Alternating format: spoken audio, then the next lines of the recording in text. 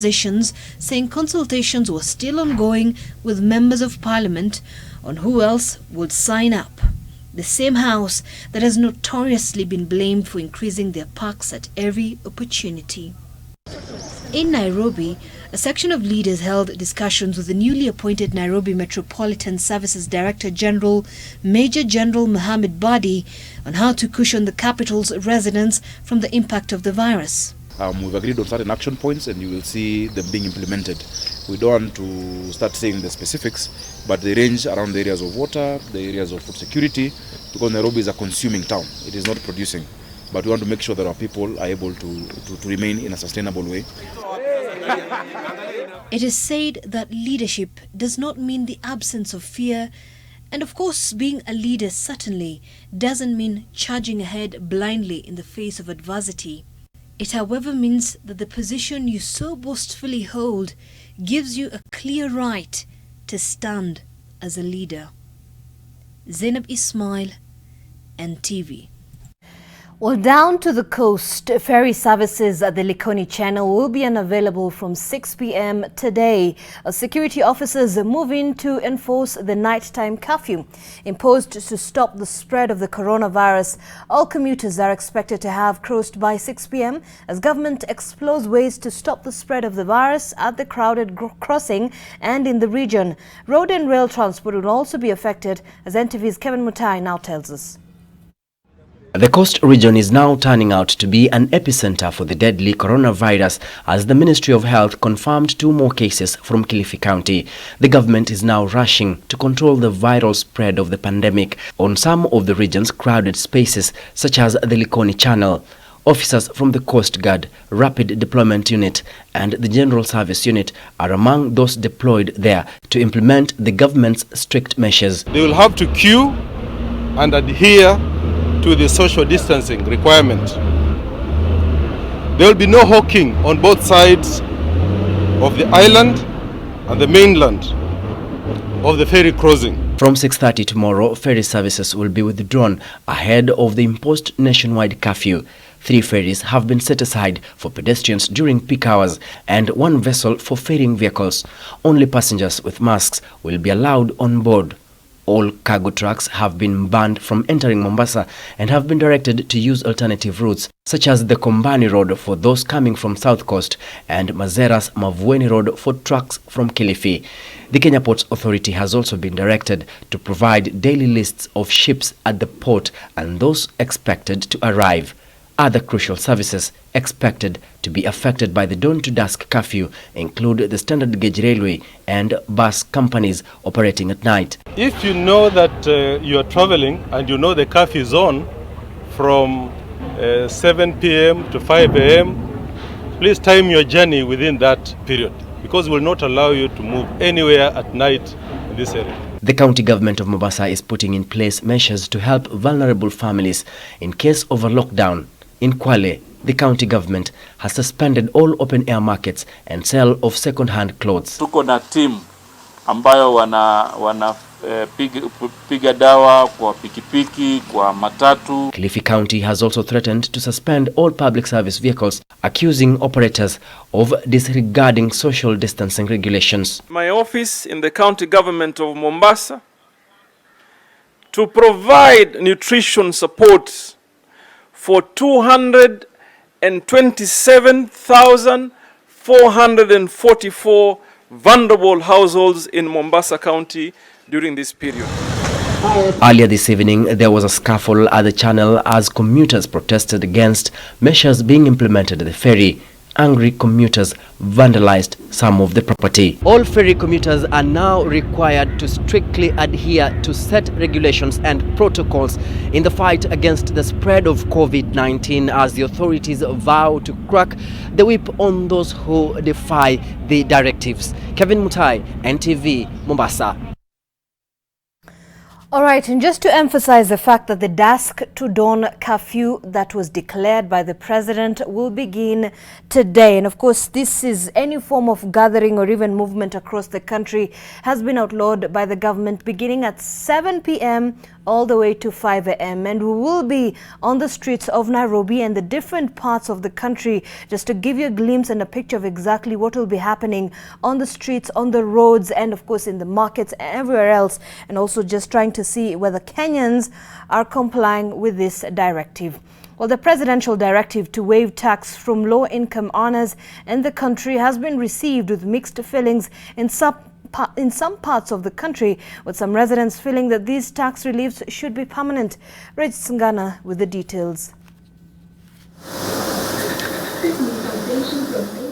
James Kirabu works as a cleaner. He is among the few Kenyans still able to work, even as farms across the country move to cut down on the number of employees in the work environment to reduce human contact in the wake of the COVID-19.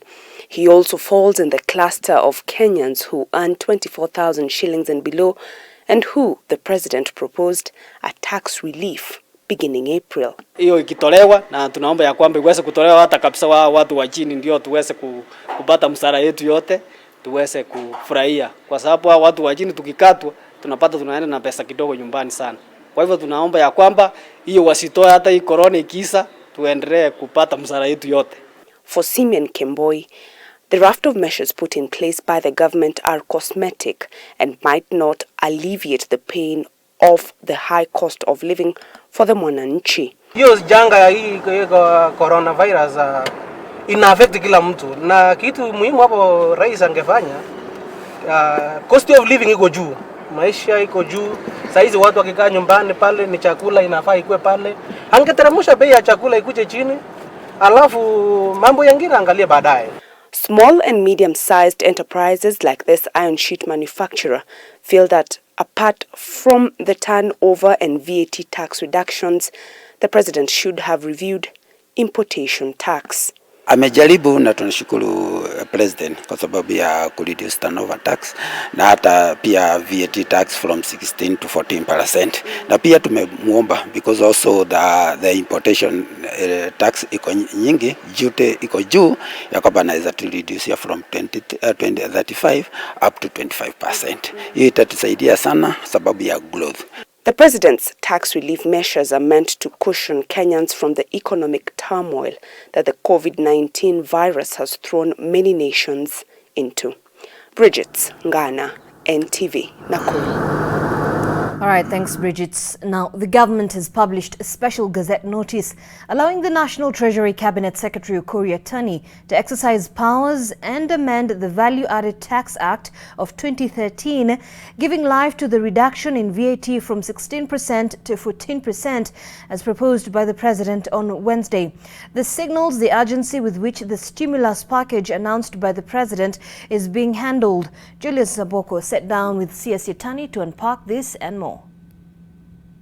Thank you very much, Bwana CS. To begin with, the raft of measures which were proposed by the President yesterday, many are of the view that they largely target the formal segment of the economy, and there's concern about how this would work for the informal economy. What sort of assurance would you give to those in the informal bracket about how this will cushion them? In my view, every aspect of the interventions has a direct impact on the machinery. Number one, reduction of the VAT is you are consuming. Now, if I had 1 shilling, which can only buy me one item, now I have a change. 100% relief on the income will automatically now enable them access better facilities, access better products, and also expand the basket of their consumptions. Now, the President also further gave a directive that we allocate 10 billion Kenyan shillings to support and cushion the vulnerable segment of the society.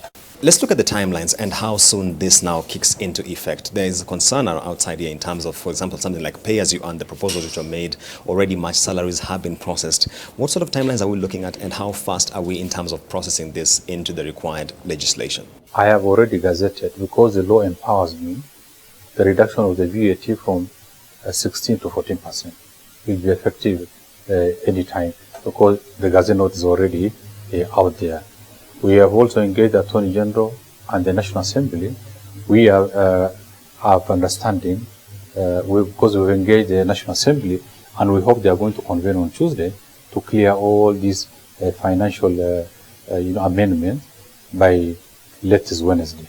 Meaning then we are ready to go. By 1st of April, all these measures will have seen the light of the day, because we're also now undertaking supplementary budget, so that now we can release all those cash injections, payment of pending bill, the tax refund, in addition also the 10 billion for the vulnerable. Yesterday we saw the Bretton Woods, that is the World Bank and IMF, call for a suspension or rescheduling of debt payments by low-income countries in 2020 to try and ease some of the pressure being faced by low-income countries in terms of COVID-19. And some have indeed proposed that Kenya perhaps should engage bilateral partners like China for rescheduling of debt payment in 2020.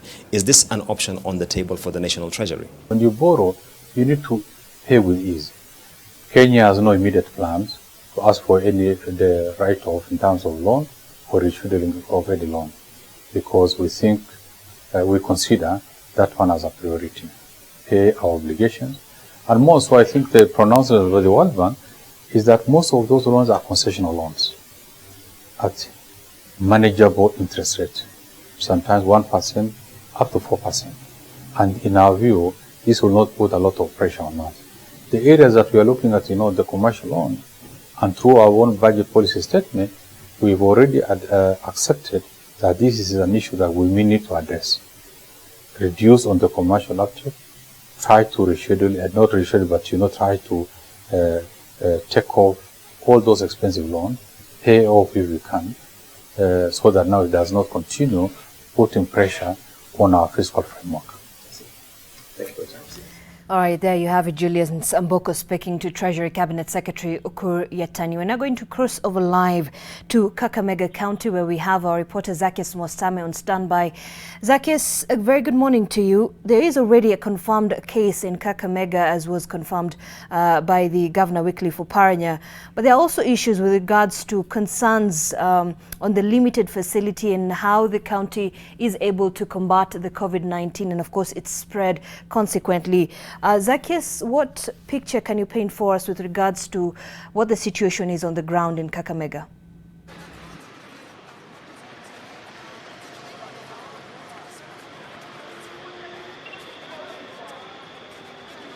Thank you. Good morning to you. We are coming to you live from the county of Kakamega here in the heart of Western region. We are keeping an eye on the COVID-19 pandemic that has hit the whole world here. In Kakamega, Kakamega County has already been affected with one confirmed case, a 19-year-old Switzerland student who was confirmed 2 days ago.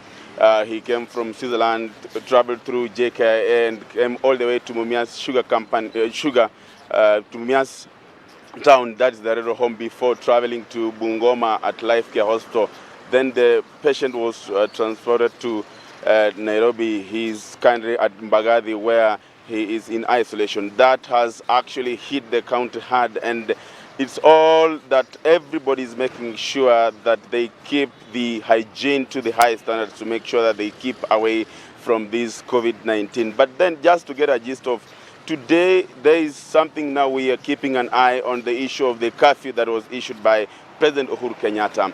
We want to get the gist of how is the feeling of Kakamega residents and Western region at large. Are they ready for this? What do they feel about this? I have some gentlemen here, residents of Kakamega. Labda utasema jina lako, usinisalimu bana, tuna wewe haujui mambo ya keep a distance. Sasa nataka useme jina lako. Je, hii sheria ya kutoka nje iliyotolewa na Rais Uhuru Kenyatta, wewe uko tayari kwamba inaanza leo? Okay. My name is Douglas, a resident of this area, and concerning the issue of the curfew, we as Kenyans, I think we shall be able to obey, because it is a statement that was issued by the president. But on our side, we were questioning that issue of the curfew, because we were not that reliable on that issue of curfew, because we don't understand how the virus can be transmitted by by maybe at night from 7 p.m. to 5 a.m. So if that transmission of the virus is done, that is between 7 p.m. and 5 a.m. early in the morning, we don't understand. What about daytime?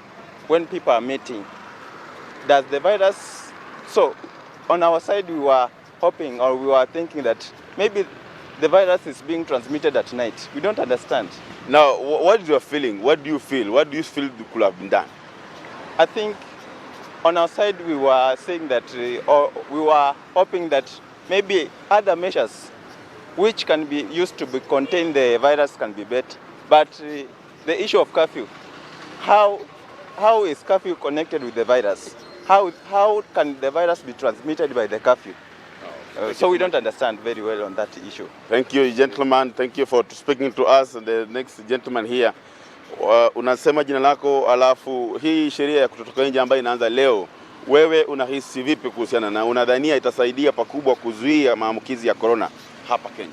Mimi naona itakuwa vigumu kwa sababu wananchi wengi ni wale wa jua kali kujitafutia, alafu wanakuja usiku nyumbani, alafu vile nchi iko mapato imekuwa chini sana. Alafu serikali imesaidia kidogo kuzuia tukae nyumbani, alafu tujitafutie. Lakini ile masaa wameweka ndio wametufinya. Serikali imesema watu wasitoke nje, lakini kwa saa moja si mahali pabaya. Saa moja si kama wewe umetoka kwa kibaro yako utakuwa tayari ushafika nyumbani bwana. Alafu mapato imekuwa shida sana kwa sisi. Hata nyumbani kusurvive imekuwa shida. Lakini tumeshukuru serikali imetusaidia, magonjwa imesonga kidogo chini. Asante. Wewe binafsi unanawa mikono na familia umekipa? Niko na familia na wanatili hiyo masharti wametoa. Okay, sawa. Asante. The last gentleman here, utaanza jina lako alafu tueleze mambo ya curfew. Wewe unahisi vipi kama mkazi wa Kakamega? Kwa majina mimi naitwa Paul Ashono Marco, mkazi wa Kakamega County.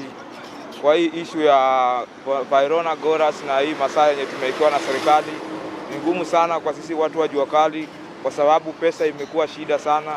Maana sasa tuko kwa msimu wa upanzi wa kupanda mbegu, mbolea nini, imekuwa shida kupata. Hasa hiyo masaa serikali imetuwekea imekuwa ngumu sana, lakini tutavumilia sababu ni maagizo ya serikali. Ndio naona hiyo imekuwa ngumu sana kwa kaunti ya Kakamega, imefanya uchumi merudi sana chini. Asante sana. Thank you so much. Thank you for talking to us. Those are some of the Kakamega residents with a feeling about this. I'm seeing the last gentleman, the Bodaboda sector. These are the people who have been affected so much. You wanted to say something quickly? One minute. What's your name? My name is Curfew. My name is Rajabu Wesonga. I hail from here Kakamega. Kulingana na curfew ambayo serikali imeweka, ningependa kushauri wananchi tukumbatie, tusipe serikali kazi ngumu. Sisi wote tukumbatie hali hiyo kama njia moja ya kurahisisha serikali kucontrol infection ya corona. Please, aswa sana bodaboda, tusiwe vichwa ngumu. Hiyo masaa ikifika tuende nyumbani mapema ili tupatie serikali kazi rahisi, tuchangie kuelekeza ama kuzuia ugonjwa wa corona kusambaa. Asanteni. Thank you so much. Thank you so much. That's the last gentleman with his views over this curfew. He says that the government has put in the measures and the Kenyans should not be hard hit so much so that they can give its way, so the government can, expedite this thing in a smooth manner. Earlier on, I heard the government spokesman speak on a local FM station saying that anybody who will be found outside could have done so intentionally, and therefore he or she will face the full force of law. He'll be arrested, or she or she'll be arrested, taken in, and then when the courts will come back to normalcy, he or she'll be charged. Therefore, all Kenyans should adhere to this fully to make sure that we keep COVID-19 away. And even as we have not been left behind, we have been sanitizing every minute, and we are making sure that we keep the loved ones safe by sanitizing every minute. From Kakamega County, my name is Zakis Masame, and now back to you in studio. Thank you so much, Zakis Mosame. Let's now cross over live to Nyeri County, where we have our Melita Oletenges also on standby. Melita, how are you doing from Nyeri County, and how are the residents of Nyeri taking in that announcement by President Uhuru Kenyatta barring people traveling and moving between 7 p.m. and 5 a.m.?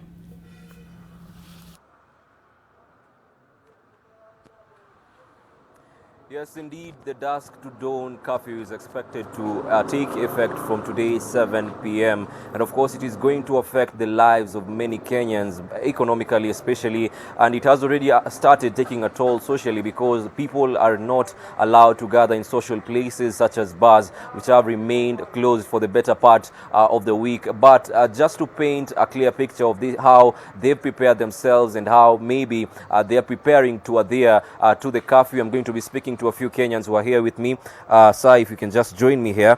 Thank you so much for joining us on NTV. Pengine ukianza na jina lako, kisha utueleze tu wewe binafsi umejiandaa vipi kutii amri ya kutotoka nje usiku?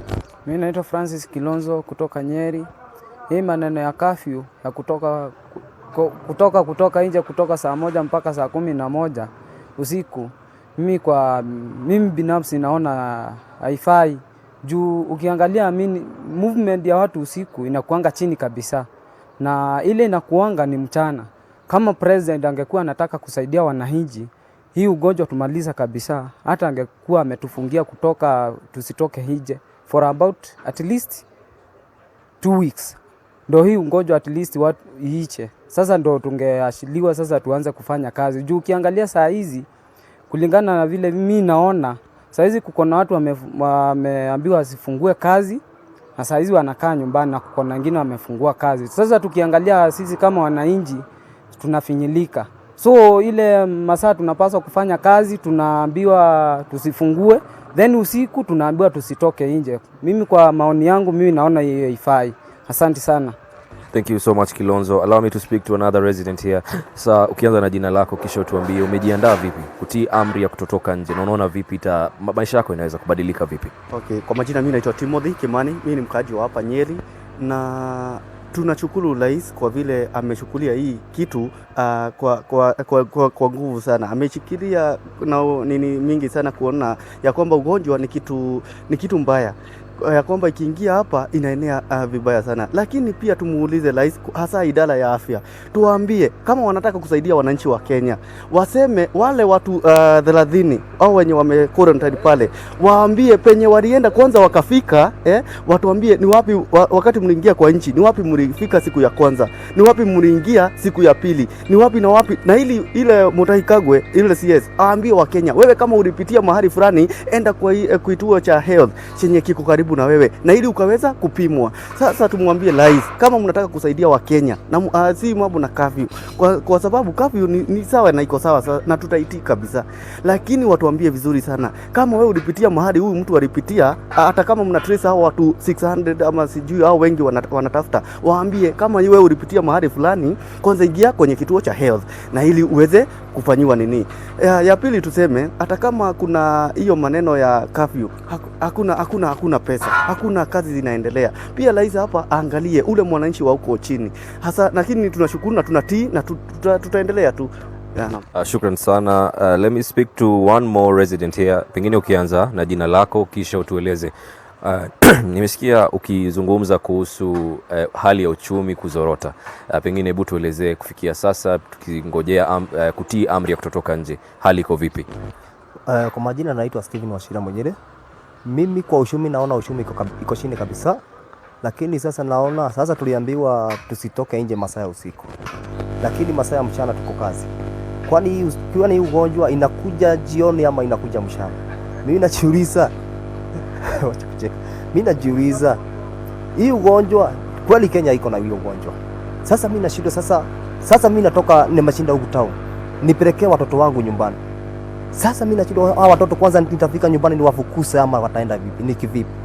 Sasa mimi nashinda sasa rais ni vizuri umesema umeweka curfew. Si curfew sasa ungeweka yani tukae kwa nyumba wiki mbili. Asante. Bila Shaka, thank you so much. And you've heard from a number of residents here of Nyeri, and that they are actually speaking about the same thing. They are actually agreeing that the curfew is a good thing, but they are saying it should be extended up to daytime. They're saying that the only way to kick out this coronavirus is actually obeying a curfew that will also be implemented through the daytime. And remember, the president said he would not hesitate, of course, implementing a lockdown if the Kenyans don't observe the curfew here are set from dusk to dawn. So those are just a number of sentiments here from Nyeri. We'll be keeping an eye on the effect that the curfew will have from about 7 to 5, and of course we'll be letting our viewers know everything as it unfolds from this part of the country. But for now, over to you in studio. All right, Melita Oleteng is there from Nyeri County. We now cross over live to the Central Business District here in Nairobi, and we have Leila Mohammed on standby. Leila, what is the situation on ground, and how are residents of Nairobi taking the curfew order? Well, first of all, Zainab, it's a cold and chilly Friday morning, and it's a quiet one for this part of the mostly busy and bustling city. But what is interesting is one of the famous non-official icons of this city, those who understand and know this name very well, Sanford Fish and Chips, is the non-official probably business which is among the many that operate for 24 hours during the day, probably for as long as I have been an adult in this city. I cannot remember the day that we found this facility closed down at any hour of the particular day. But as at 7 p.m. this evening, things are going to change. A few minutes ago, they were just going through the paces of ensuring that their iron doors are able to close down as soon as possible. As 6:59 p.m. everyone should be in their vicinity.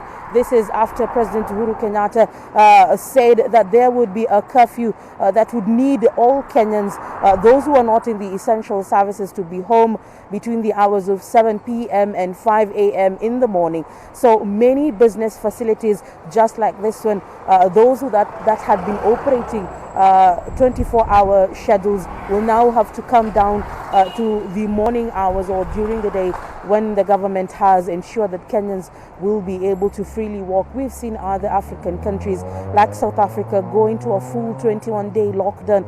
That happened at 12 a.m. This particular morning. These are some of the measures the president is saying that Kenya does not need at this particular moment, but with 31 cases already and one person who has died from this COVID-19, then Kenya is urging people in this country to ensure that self-isolation and social distancing is practiced with the most determination as possible. So Nairobi is among the 5 counties. This is Nairobi, Mombasa, Kajiado, Kilifi, as well as another county that I have forgotten at the moment, that the Ministry of Health is looking at in consideration, just to see the numbers in terms of those who have been affected by the COVID-19.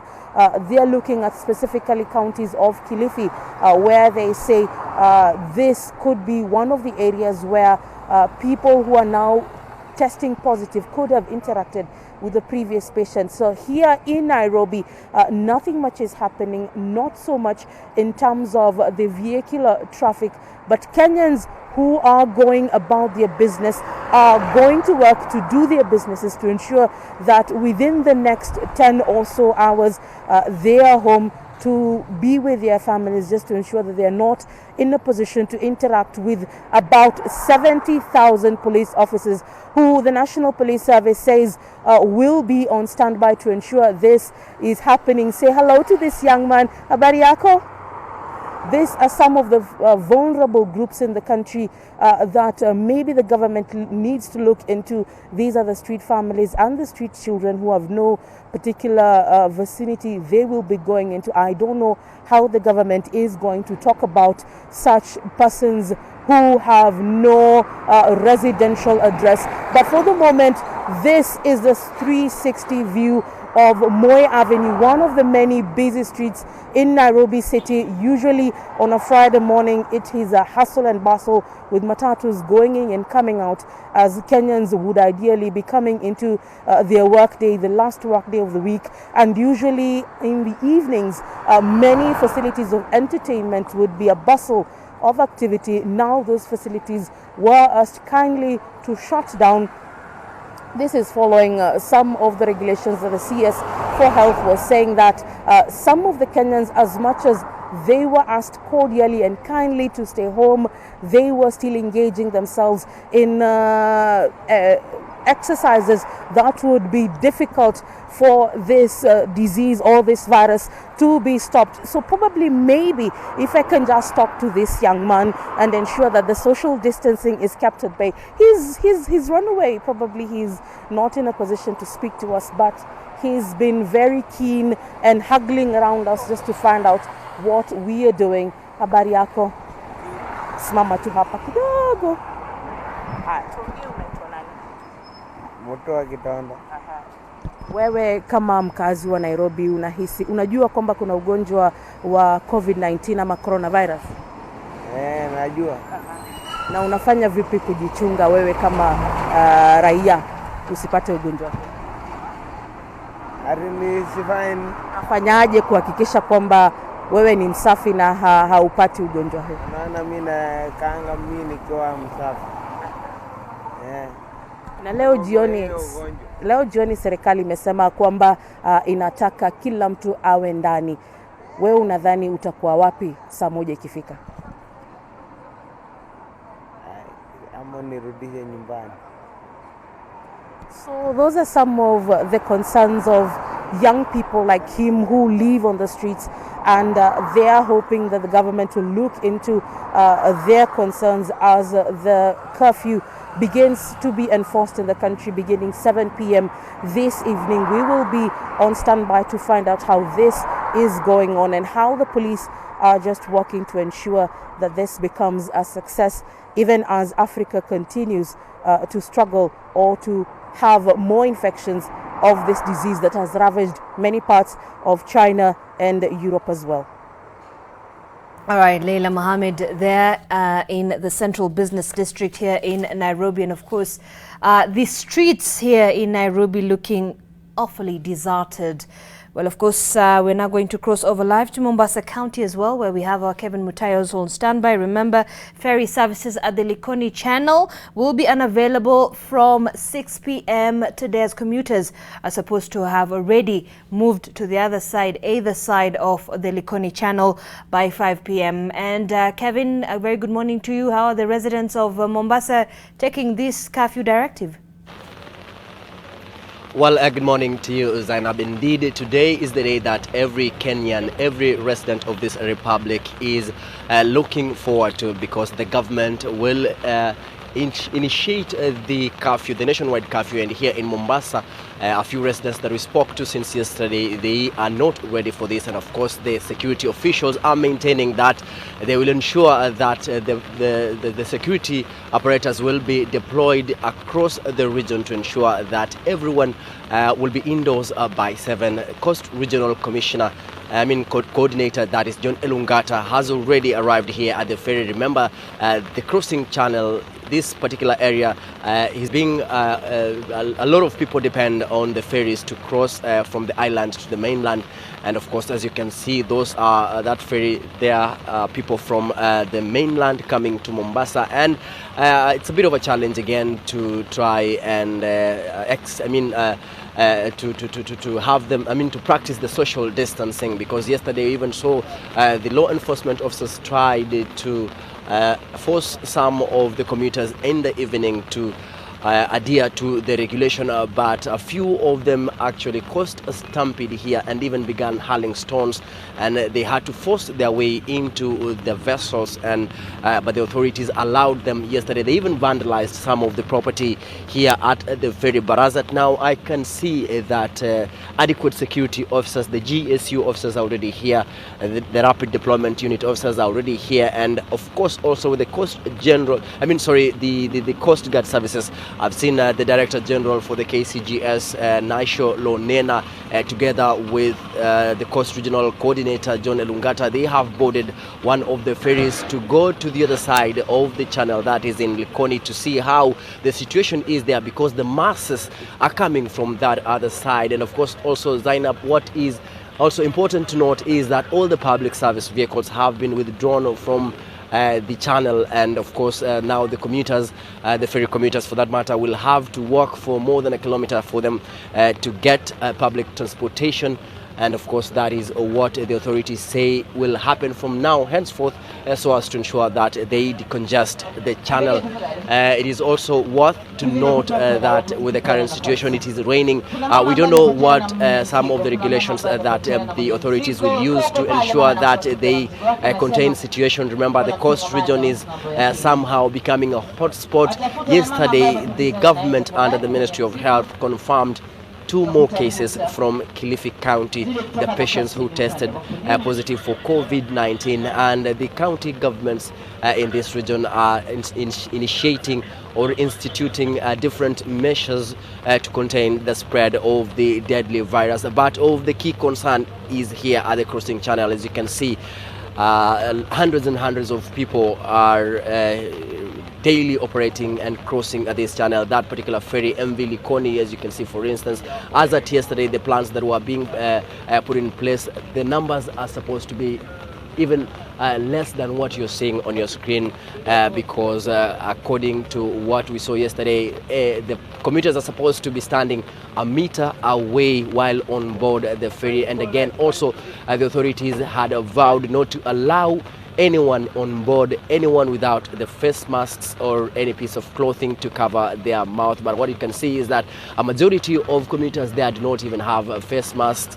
And of course, I don't know why for that matter, but what I can see on board MV Likoni, for instance, I can see the officers from the Coast Guard, Kenya Coast Guard Services. They are on board, and I'm sure that the Coast Regional Coordinator is trying to perhaps maybe coordinate and see how some of those measures will be implemented. Some of the leaders from the area have of course called upon the authorities to ensure that even if today the curfew will be marked. Remember, the coordinator John Elungata yesterday, who leads the security, who chairs the security committee in the coast region, the entire coast region, urged members of the public not to plan their travels, because all the ferries will be withdrawn from as early as 6 p.m. and that means that all the commuters will have to either cancel their plans very early and have to find their way, because 3 ferries will be available for pedestrians. That is MV Likoni, MV Kwale and MV Jambo. MV Kilindini has been set aside for motorists and vehicles that will be crossing the channel. And remember, this time right now is the peak hour, and hundreds and hundreds of commuters from both sides of the channel are depending on these crucial and essential services to go up and about their daily duties.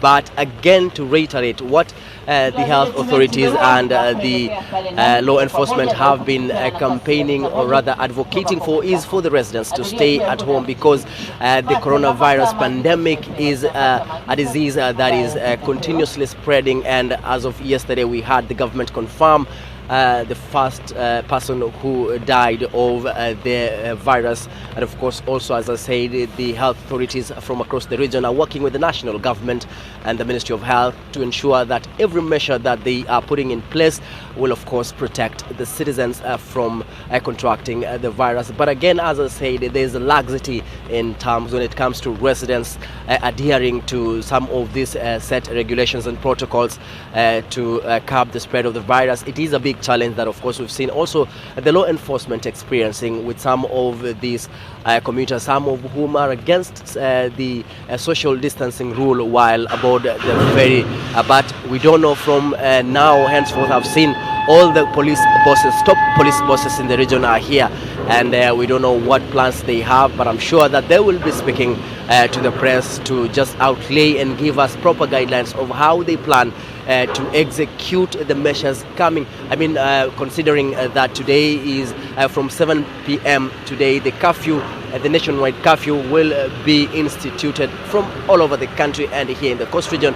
It is a concern that, of course, also we are expecting to see some of the crucial services such as the standard gauge railway to be affected, because there's a train that normally departs from Nairobi at around 3 o'clock. That is in the afternoon, and normally arrives in Mombasa at around 8 o'clock. Remember, that is an hour past the stipulated curfew time.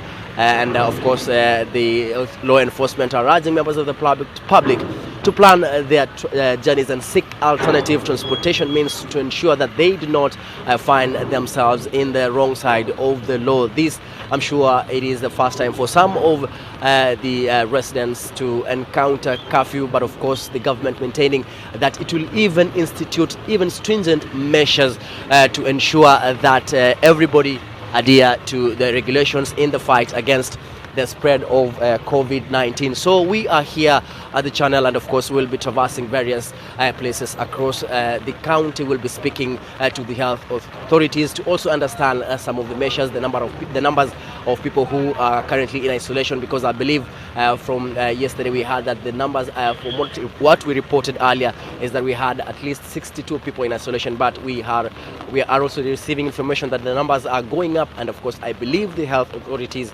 will of course be relaying that information to us, and in case of any other incident, then of course the Ministry of Health will definitely give a confirmation to Kenyans as what, and of course also what the government is doing to ensure that they keep the virus at bay. So from here in Mombasa, Zainab, we are following up on various issues from across all the counties, all the way from Lamu, Tana River, here in Mombasa, Kwale, Taita, Taveta, all the counties from the coastal region will definitely have every information and how residents are planning, or rather preparing themselves ahead of the nationwide curfew beginning at 7 p.m. tonight. Back to you, Zainab. All right, Kevin Mutai from Mombasa County. Thank you, Kevin. Now, across the border in Uganda, in just hours after a directive to suspend public transport to stop the spread of the virus there, many town dwellers woke up to the reality of walking to work. Uganda's President Yoweri Museveni said commuter trains, boda motorcycles, passenger trains and buses would take a 14-day break, and only private cars, which should not carry more than 3 people, would be allowed to move. Andrew Chamagero was on the streets of Kampala. Liz Chasimira, who lives in Namaswa, Machinde division of Kampala, went to bed with a plan that she would be up at 5 a.m. as she prepared to trek to work in the city center. Following a directive that immediately suspended the public transport use, many like Chasimira, who usually use taxis and boda motorcycles, were caught unawares, having never thought of alternatives. However, some taxi drivers and motorcycle riders took advantage of the dark to carry passengers to destinations near the city center. Chasimira was shocked when she got to town as the shops and arcades were all locked.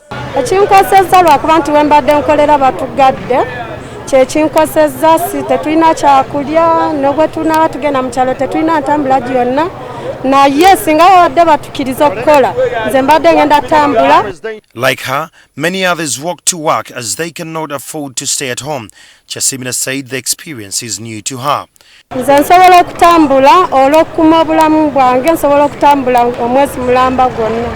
For other trekkers, the walking was full of fun. Terubadde lubi kuba tubadde bangi ate ng'olugendo lunyuma. Kunaaba mwezi kasitama nti byenkola abantu bonna kasaba banga gye bali benkoleramu, which means maasobola okutambula ne kunaaba mwezi.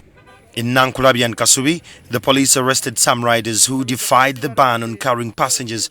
The situation on the closure of shops and arcades has since changed following a directive by the Minister of Trade, Amelia Chambade, for them to remain open. Behind me here is the market of the disabled on Namirambe Road. It usually has a huge traffic on days like this, but today it's all deserted. The directives are in play. Andrew Chamagero, NTV Tonight. All right, thank you, Andrew, from Kampala in Uganda. Well, just before we take a break, just to give you an idea and a glimpse of exactly the numbers we have on our coronavirus tracker in the country, 596 people have already been tested for the virus. 31 people have been confirmed to have contracted the virus. One person has died. That's a 66-year-old man who died yesterday at the Aga Khan Hospital. One person has also recovered, and we understand that's the first case of the patient of the coronavirus that was discovered 2 weeks ago. And the dusk to dawn curfew begins today, and this is between 7 p.m. and 5 a.m. And those exempted are those in critical and essential services. And MPs are likely to meet next week to approve the measures announced by President Uhuru Kenyatta to cushion Kenyans against the economic impact of the COVID-19. And globally, more than 500,000 people have contracted the virus so far, and the global death toll now stands at 23,293. So those are the figures that we have so far for you. Of course, we're bringing you more updates and more information as we continue to receive, and we'll be bringing you all the details later on in our subsequent bulletins. Thank you so much for your valued time. And from the entire team that made this possible, my name is Zerabi Smile. Thank you once again. Continue staying with us.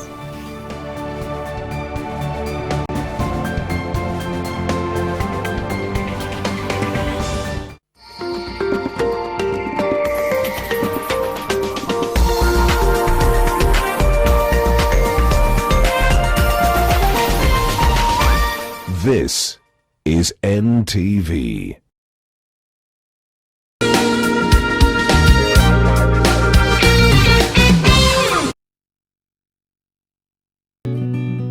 I help women find independence by training them in fish farming. It's tough on my back, joints, and can cause headaches. Panadol Extra relieves multiple types of pain. If symptoms persist, seek medical advice. Hope it's always like this. David loved his wife more than anything. I've never seen David so happy before. By next March, I'm gonna be a dad. That's amazing news! Congrats, you two! But when she was taken from him, all he wanted was revenge. Nothing is more powerful Only God can help us now. Where was God when my wife was shot? than the power of forgiveness. Do not be overcome by evil, but overcome evil with good. 70 times 7. Heaviness and a burning inside, it could be heartburn. Indigestion and heartburn? Eno gets to work in 6 seconds and works on the 6 symptoms of heartburn so you can keep living life non-stop. Eno, fight heartburn and indigestion fast.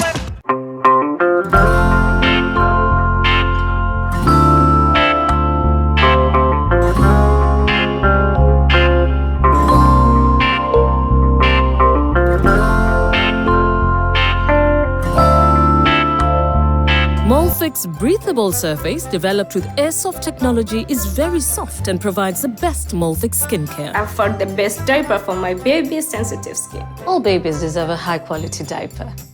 You should also try Molfix. Basic protective measures as guided by the World Health Organization. Clean hands frequently with soap and clean water. Cover nose and mouth when coughing and sneezing with a tissue or flexed elbow. Avoid close contact 1 meter or 3 feet with anyone with cold or flu-like symptoms. If you have fever, cough and difficulty breathing, seek medical care early. Avoid raw or uncooked animal products. Help the world put an end to the spread of respiratory diseases by sharing this message with a friend. Message brought to you by Sour Herbal Family Bath Soap. Working from home? No problem. Fiber Home has you covered with the fastest and most reliable internet speeds. Get connected today. Kazi lazima iendelee.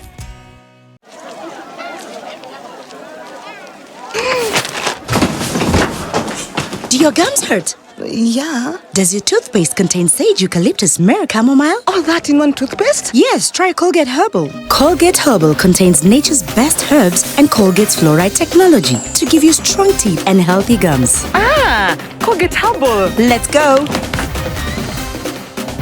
Colgate Herbal for strong teeth and healthy gums naturally. Adui yako akiumia wakati unapigana vita, unaweka silaha zako chini, unamhudumia, alafu baadaye utarudi mpigane. Sawa? Lakini hiyo haimaanishi kwamba sisi kama familia hatuwezi tukaongea ama tukazungumzia chochote kuhusu ile familia. Jiwe amue kumuua mke wake ili nyinyi muwe pamoja, si? Mapenzi ya kweli haya. Just move to the next level with the Daily Nation. Every day, every Monday, Junior Sport will move you to the top of your class with KCPE revision papers. To move to a healthier, fitter, and more conscious you, read The Healthy Nation every Tuesday. My network will inspire your career, your passion, your biashara, and your network every Friday. Just move to the truth. Nitakufunza njia halisi ya kuosha mikono. Jambo la kwanza, lazima utumie sabuni. Unachukua ile sabuni na kuhakikisha kwamba umeweka katika sehemu yote. Kisha unakuja katika sehemu hii ambayo inafahamika kama kiwiko. Na wanasayansi wanasema kwamba viini pia vinapatikana ndani ya kucha, na hivyo basi wanahimiza kucha ziwe fupi. Na kumbuka, unapaswa kuosha mikono yako si mara moja kwa siku, mara kadhaa.